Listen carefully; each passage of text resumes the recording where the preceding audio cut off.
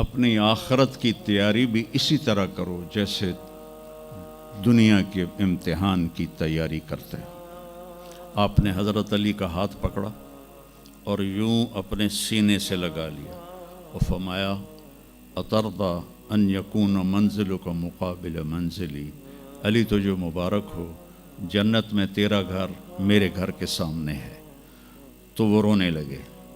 لیکن یہی علی جن کو خوشخبری ملی ہے کہ تیرا گھر میرے گھر کے سامنے ہوگا، کسی کو یہ خوشخبری نہیں ملی سوائے مولا علی کے، وہ رات کی مناجات میں روز تڑپتے روتے ہوئے یہ کہتے تھے آہن آہ من قلت الزاد و بعد السفر و وحشت الطریق، ہائے اللہ، ہائے اللہ، ہائے اللہ، میرے پاس عمل تھوڑا ہے۔ تھوڑے عمل والے کا گھر نبی کے گھر کے سامنے بنتا ہے؟ میرا عمل تھوڑا ہے، رستہ تنہا ہے، کبھی دیکھا نہیں اندیکھا ہے، یا اللہ پتہ نہیں میرا کیا بنے گا۔ یہ روز کی پکار اور مناجات تھی۔ اور پھر دنیا کو کہتے الیہ تغررتی، دنیا تو مجھے دھوکہ دیتی ہے، ہی ہاتھ غری غیری، چل دفعہ ہو جا کسی اور کو دھوکہ دے، میں بتتو کی ثلاثہ، میں تمہیں 3 طلاق دے چکا۔ تو جن لوگوں نے آخرت کو بنا لیا وہ کامیاب ہیں، اور جن لوگوں نے آخرت کو نہ بنایا تو وہ کچھ بچے ہڈ بلوں کی ویسی نام لے لیے ہیں، سیر کے لیے گئے کشتی کی، تو وہ کہنے لگے ملاح سے چاچا تنو کیمسٹری آمدی؟ اس کہ پتر اج ہی نہ سنیا کی ہوندی ہے؟ اس کہ تینوں پتہ نہیں ایسی سپیریئر یونیورسٹی دے سپیریئر لڑکے آئیں، سانو ساری کیمسٹری دا پتہ ہے۔ دوسرے نے پوچھا چاچا تو فزکس پڑھی؟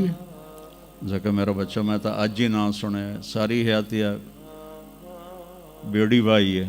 تو چاچا تیری ادھی زندگی چلی گئی، ادھی زندگی ختم ہو گئی، سانو ایک اسی سپیریئر دے سپیریئر بچے، ساڑا برائٹ فیوچر۔ اتنے چھک موج آئی تے کشتی ہوئی ڈاواں ڈول۔ اس کہ پترو ترنا سکھیا ہی نے،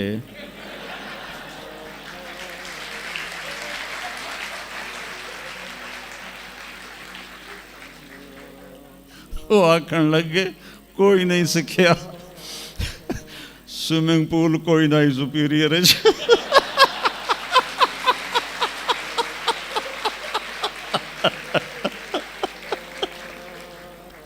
تو وہ ملا کہنے لگا پترو میری تو ادھی گئی تو تہاڈی ساری گئی۔ تو میرے بچوں مرتے وقت ایسا نہ ہو کہ تم کہہ رہے ہو ساری برباد ہوگی۔ اپنی زندگی، اپنے نبی کی زندگی پڑھو۔ چند تو فرائض ہیں جو میں نے ابھی پہلے گنائے ہیں، اس کے علاوہ سچ انسان کو عزت دیتا ہے، دیانتداری انسان کو عزت دیتی ہے، رزق حلال انسان کو بلند مقام باوقار بناتا ہے، اور اچھے اخلاق فرشتوں سے بھی اوپر اس کو لے جاتے ہیں۔ آپ نے فرمایا جس کے اخلاق اچھے ہوں گے میں جنت الفردوس میں گھر لے کر دوں گا۔ تو نماز کی عادت ڈالو۔ کچھ بچے جی نہیں پڑھی جاندی، کوئی دن میں کوئی ایک نماز ضرور پڑھو، جمعہ پڑھو، ایک نماز ضرور، پھر وہ 2 ہو جائیں گی، پھر وہ 3 ہو جائیں گی، پھر وہ 4 ہو جائیں گی، پھر وہ 5 ہو جائیں گی۔ میں نے جتنوں کو بھی یہ نسخہ بتایا وہ سارے اللہ کے فضل سے، گورنمنٹ کالج میں میرا تھا ساتھی، تو وہ پھر شفٹ ہو گیا انگلینڈ، تو کوئی 40-45 سال بعد اس سے ملاقات ہوئی، یہاں پاکستان آیا ہوا تھا۔ تو میں نے کہا کہ نماز پڑھتے ہو؟ کہنے لگا نہیں۔ جمعہ؟ کہنے لگا نہیں۔ تو میں نے کہا اچھا ایسا کرو، ایک نماز شروع کر دو اور ایک جمعہ شروع کر دو۔ یہ ایک فرد کا واقعہ نہیں، ایسے میں ہزاروں بچوں پر بچیوں پر تجربہ کر چکا ہوں، اور وہ 5 وقت کے نمازی بن گئے۔ تو 2 دن کے بعد فون پہ بات ہوئی تو کہنے لگا یار تو مینو ایک دسی آئی میں تو پنجے شروع کر دیتی ہیں. وہ ڈرنکنگ بھی کرتا تھا, کالج کے زمانے میں بھی کرتا تھا. کہنے لگا لو جب میں نے نماز شروع کی تو میں نے کہا میری توبہ, میں شراب کو بھی ہاتھ نہیں لگاؤں گا. نماز ایسی چیز اپنی زندگی, اگر کسی کے لیے رخصت ہوتی تو حضرت امام حسین علیہ السلام کے لیے رخصت ہوتی میدان کربلا میں. لیکن کیا جنت کے سردار, جنت کے نوجوانوں کے سردار, اور جنگ سے پہلے اونگ آ گئی اور آنکھ کھلی تو مسکرانے لگے. تو بہن زینب علیہ السلام نے پوچھا یہ کوئی ہسن دا ٹائم ہے, اتنی تو مصیبت آئی کھڑی. کہا بہن اللہ کے نبی خواب میں آئے ہیں, فرما رہے ہیں بیٹا میں لینے کے لیے آ چکا ہوں. تو اب یہ نماز نہ پڑھتے تو ٹھیک تھا, اتنا تو قتل و غارت چل رہا تھا. لیکن جو ہی ایسے سورج ڈھلا تو آپ نے زہیر تھے آپ کے رائٹ سائڈ پر جھنڈا اٹھانے والے, اور لیفٹ پر تھے حبیب, اور درمیان میں تھے عباس اپنے بھائی. تو آپ نے زہیر کو بلایا, کہا یہ شمر سے کہو تھوڑی دیر رک جاؤ میں نماز پڑھ لوں. تو زہیر نے شمر سے کہا, تو شمر نے کہا ہم جنگ نہیں روکیں گے, ہم سر اڑائیں گے. تو انہوں نے واپس آ کر کہا جی وہ انہوں نے جنگ روکنے سے انکار کر دیا ہے, اللہ کی قسم اب ان کے لیے کھلی اجازت تھی کہ یہ چھوڑ دیں اور سر کٹا دیں. لیکن آپ نے فرمایا سر کٹ سکتا ہے, نماز نہیں چھوڑ سکتی. آپ نے کہا آدھے لڑو آدھے نماز پڑھو.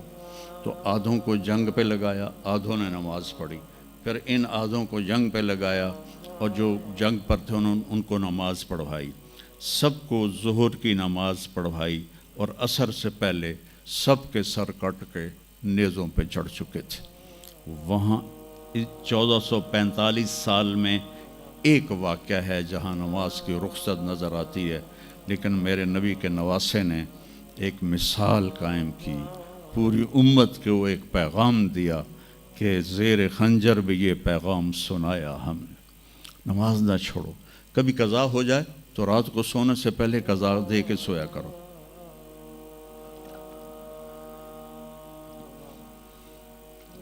آپس میں کوئی لڑے ہوئے ہو تو کم از کم آج اتنی میری مان کے اٹھنا کہ صلح کر لینا.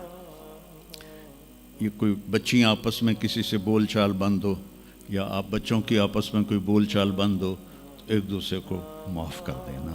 اس سے آپ کے دلوں میں علم کی روشنی زیادہ آئے گی. آپ کے دل میں بغض ہوگا تو علم آئے گا نہیں. تو اگر اپنے حافظے کو اچھا کرنا ہے, اگر اپنے حافظے کو, تو دل سے سب کی نفرت نکال دو, اور پیٹ بھر کے کھانا نہ کھاؤ, اور اپنی نظروں کی حفاظت کرو. آپ کا حافظہ 16 سال والا رہے گا 70 سال تک. حافظے کو خراب کرنے والی یہ چیزیں ہیں.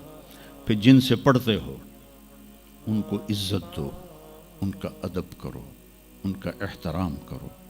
باب العلم ہے حضرت مولا علی, کہا میں غلام ہوں اس کا جو مجھے ایک لفظ نہیں ایک حرف, جو مجھے ایک حرف بھی سکھا دے علم کا, میں اس کا غلام ہوں.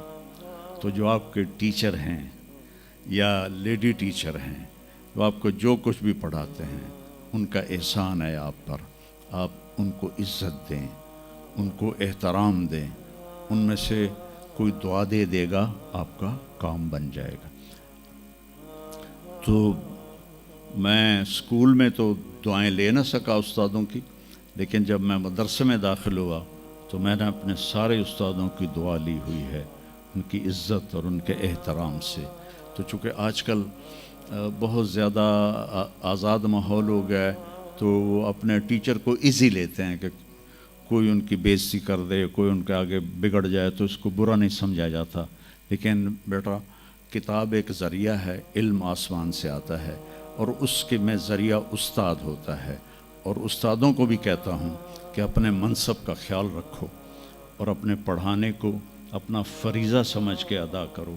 سر سے اتارنے والا کام نہ کرو, اور بھاگا دوڑی والا کام نہ کرو, بلکہ اپنی نسل کو تیار کرو.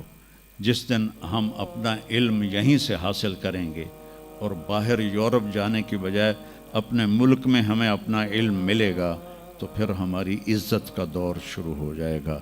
جب تک ہم علم میں غیروں کے محتاج ہیں تو ہم انہی کے محتاج رہیں گے. تو یہ چند ایک باتیں آپ کی خدمت میں ہیں.